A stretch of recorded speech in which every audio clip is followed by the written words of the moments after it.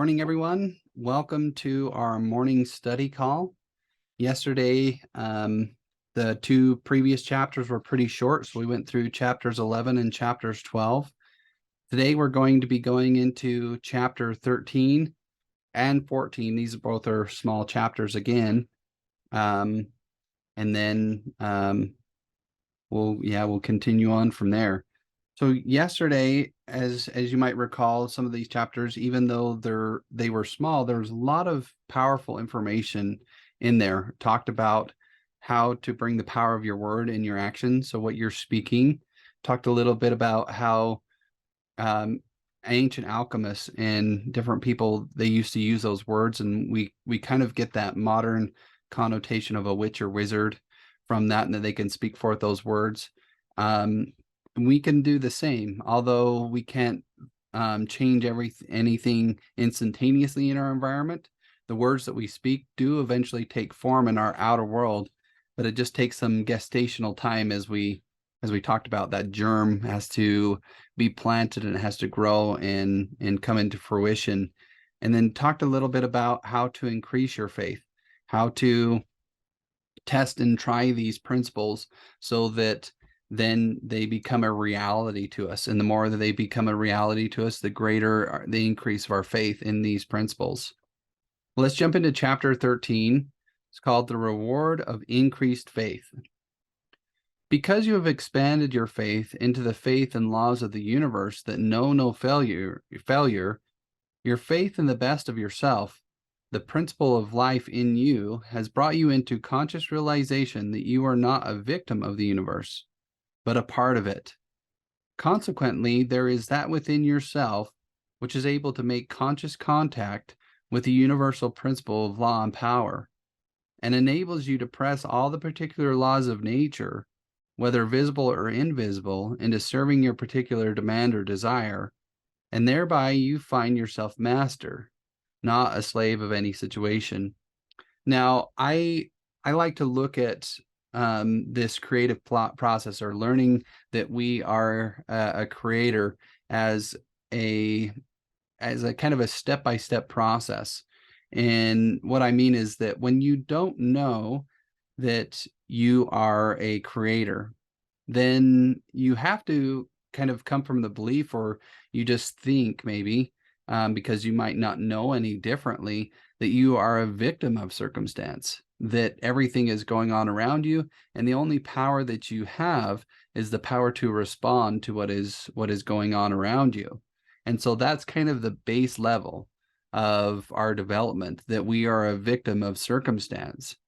Now, as we learn that we can actually create the circumstances around us, and when we come to the full realization that what we see out here is just a mirror of what's going on in here, we realize that not only do we have the ability to create our life around us, but that everything around us, everything in our life, is actually a part of our own creation, part of what is in here.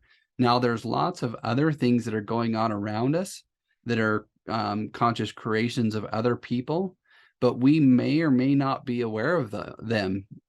We've talked about this idea before, that our subconscious mind has the power and ability to perceive everything that's going on around us.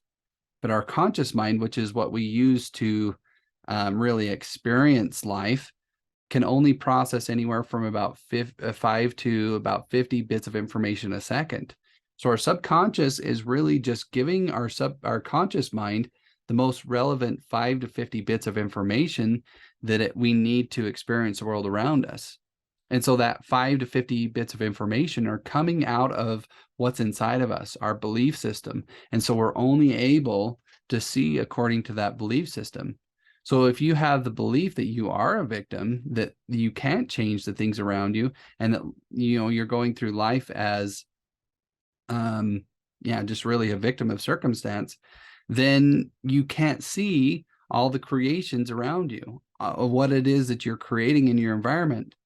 And so you have to turn that corner to where you go from that victim mentality, that victim hood, into this creation understanding that you are a creator.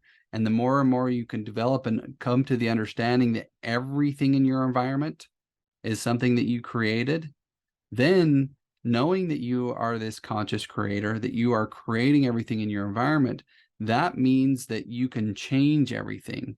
Because if you're creating something negative in your life, and based off of what our study is here on how we create it, we can just change that creation into something new, something that would benefit us. And then our outer world, and then, we got to first integrate it into our heart, into our subconscious, and then we're going to express that into our outer environment, and then we're going to experience those things. And so we move from this victimhood up to conscious creation.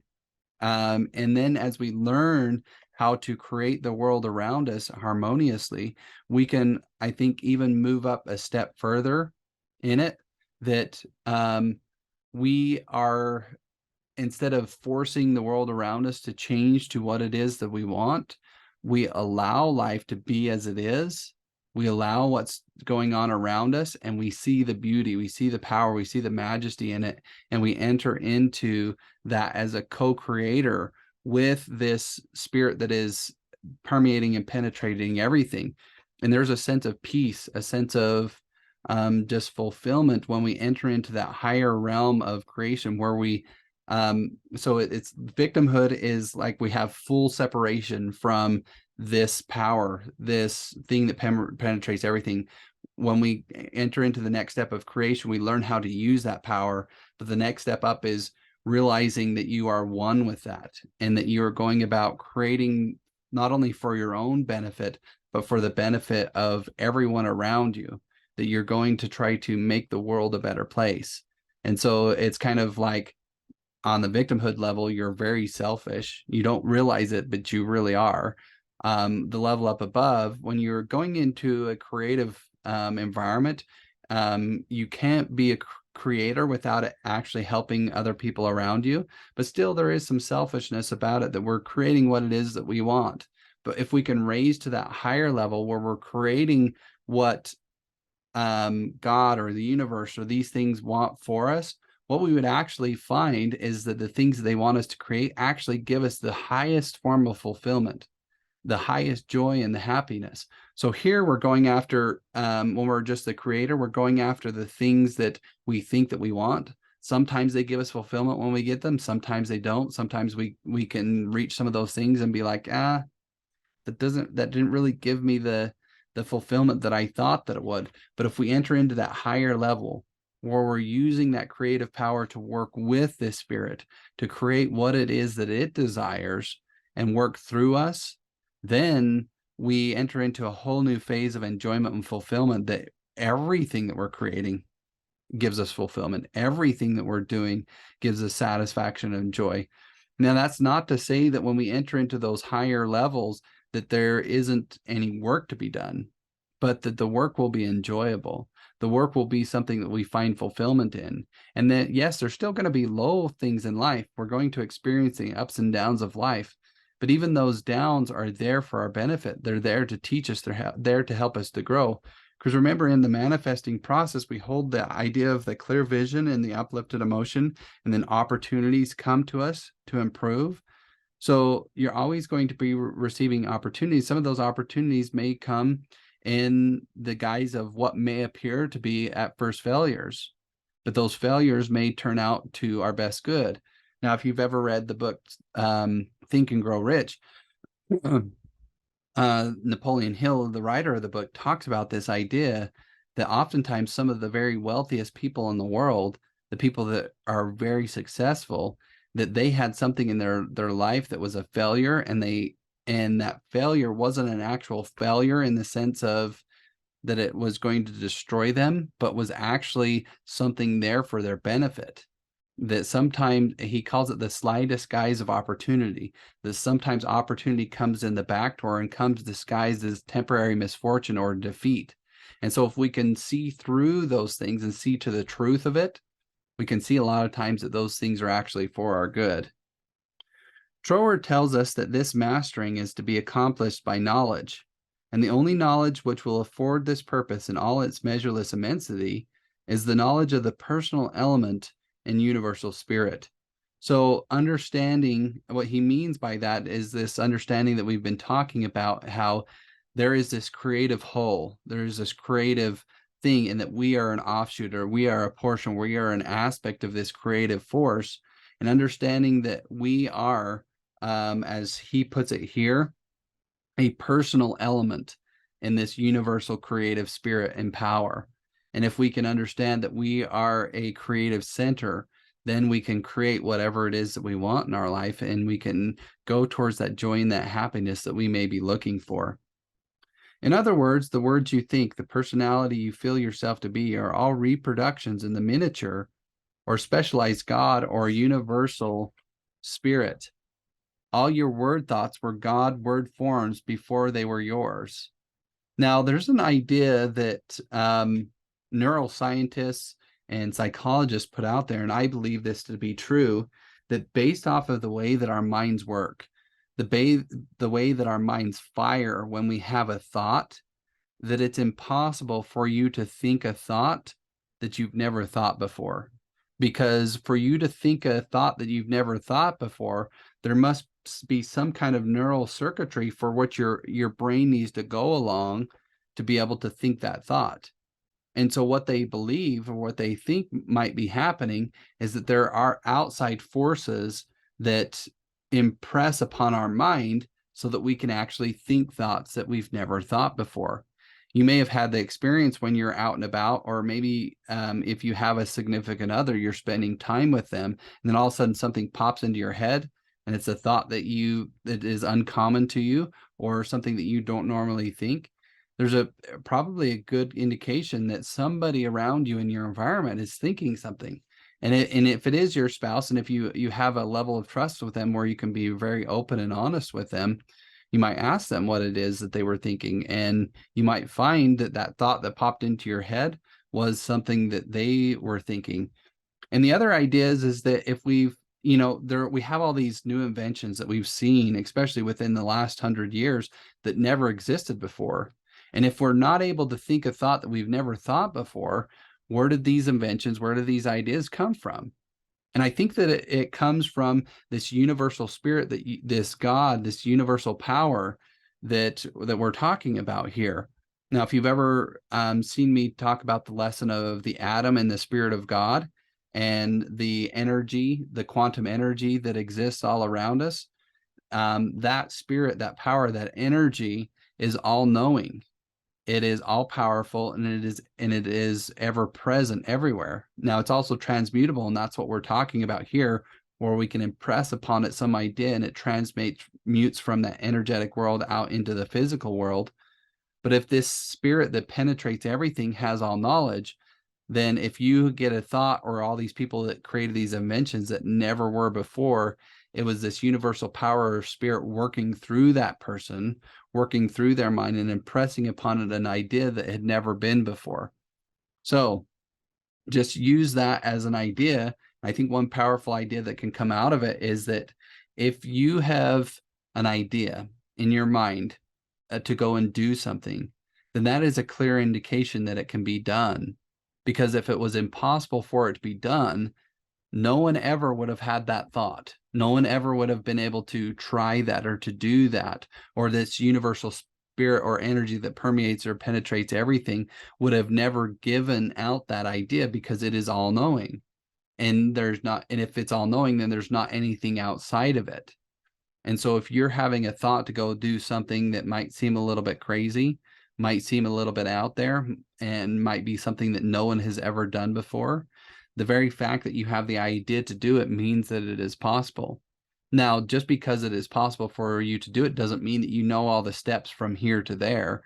Those may be hidden from you, and you have to enter into the process of going after it before those things will be revealed to you.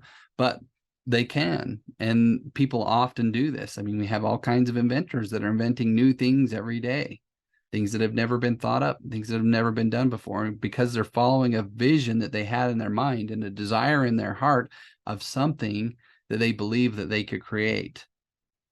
The words you use are the instruments, channels through which the creative energy takes shape. Naturally, the sensitive creative power can only reproduce in accordance with the instrument through which it passes. All disappointments and failures are the result of endeavoring to think one thing and produce another. This is just as impossible as it would be for an electric fan to be used for lighting purposes, or for water to flow through a crooked pipe in a straight line. So the idea that she's bringing out here is that you can't hold in your mind thoughts of lack, thoughts of disappointment, thoughts of discouragement, thoughts that you can't do something, and expect for also the thoughts that you have in your mind of you accomplishing something, you obtaining the desires of your heart also being true. Because this spirit, this power that goes through something, your mind is like the mold. The thoughts that you hold in your mind mold this into something. So if you're holding thoughts, negative thoughts in your mind, you can't expect that negative mold to create something positive. It's the idea that you can't produce something good from a negative source. And the opposite's also true, that you can't produce something negative from a positive source. And so what we are being on the inside will find fruition, that fruit, so to speak, out in our outer environment. You know, there's the scripture that says you can't produce, you can't get good fruit, good by their fruits you shall know them. A bad tree can't produce good fruit, and a good tree can't produce bad fruit. It's the same idea that scripture is trying to get across. The water must take the shape of the pipe through which it flows. Even more truly, this sensitive, invisible, fluent substance must reproduce outwardly the shape of the thought word through which it passes. This is the law of its nature. Therefore, it logically follows, as a man thinketh, so is he. And that's a very popular scripture as well, that as a man thinketh in his heart, so is he. And as you think and as you feel in your heart, that becomes your outer environment. And I actually go through, there's a book that James Allen wrote, As a Man Thinketh. And in one of my programs that I do, we actually go through a study of that book. It's a very fascinating book, and it really teaches you the power of your own mind and the influence that you have in your outer environment. And if you have a chance, I would highly recommend you go and pick up that book and do a study of it. Hence, when your thought or word form is in correspondence with the eternal, constructive, and forward movement of the universal life, then your mind is the mirror into which the infinite power and intelligence of the universe seeds itself reproduced, and your individual life becomes one of harmony. Again, she's expressing this same idea that we've talked about before, that your outer environment is just a mirror of what you are being on the inside, that we see out here as a reflection of what we're being inside of here. All right, so that's chapter 13. Let's move on to chapter 14. It is a small chapter as well, and then we'll finish off our daily study with chapter 14. Chapter 14 is how to make nature respond to you. It should be steadily borne in mind that there is an intelligence and power in all nature and all space that is always creative and infinitely sensitive and responsive. The responsiveness of its nature is twofold. It is creative and amenable to subjection. So the two things are, it's creative and it's amenable to suggestion, meaning that the suggestions that you place upon that substance, it takes the shape or form of. And amenable means that it's very pliable, that it's very that it wants to be shaped, kind of an idea. So it's not like you're, if you were like a sculptor, you would have to take a block of stone and you would have to kind of force and chisel and make it into what it is that you're trying to create. That's not what this is life. It's not rigid and difficult to impress upon it what it is that you want, but it's actually amenable. It's very pliable. It's very receptive of the thoughts that we put into it. Once the human understanding grasps this all-important fact, it realizes the simplicity of the law of life.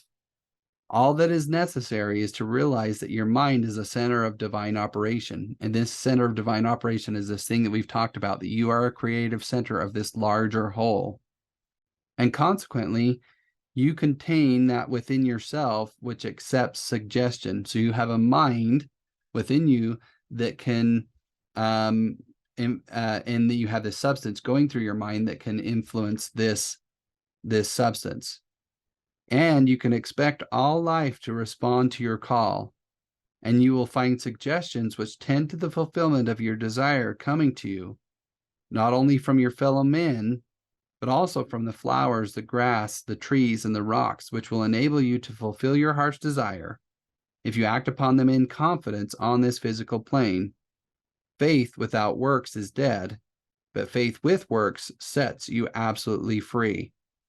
And so the idea that this spirit, this power, this substance that permeates and penetrates everything is actually going through everything. And so if it's going through everything, that means it's going through the flowers, the grass, the trees, and the rocks, as she's talking about here. And so if you're holding something in your mind and you're impressing upon this substance that flows through everything, then it not only is it going to act upon your fellow men, as she talked about here, that it's going to influence their mind, but it's also going to influence the everything around you, the flowers, the grass, the trees, the rocks. All of nature will be influenced by your thoughts, and all of nature will go to your fulfillment and help you in creating the thought that you hold into your mind. All right, with that, we're going to end off our study call today. Tomorrow we'll be going into chapter 15 and doing a study of that, and the title of the chapter is Faith with Works, What It Has Accomplished. So she ends off this chapter saying that faith without works is dead, but faith with works sets you absolutely free. So she's going to go into a few case studies and some ideas surrounding this idea that when we create this picture in our mind, we have to take action. We have to do something. We have to do the works to actually create that into our life. And I've talked about this idea quite a bit because I want us to understand that this isn't just magical thinking. This isn't just, I hold something in my mind and, I'm going to get bags of $50 bills dropped on my doorstep. It doesn't work that way. We have to enter into this process of creation and do work involved in it. But the great thing, as I mentioned on this call, that work can be enjoyable. It can be something that we want to and like to do and can give us lots of fulfillment. And so it doesn't have to be something ornery or drudgery. So anyways, we'll end our study call off with that idea. Go make yourselves a wonderful day, and we will see you all tomorrow.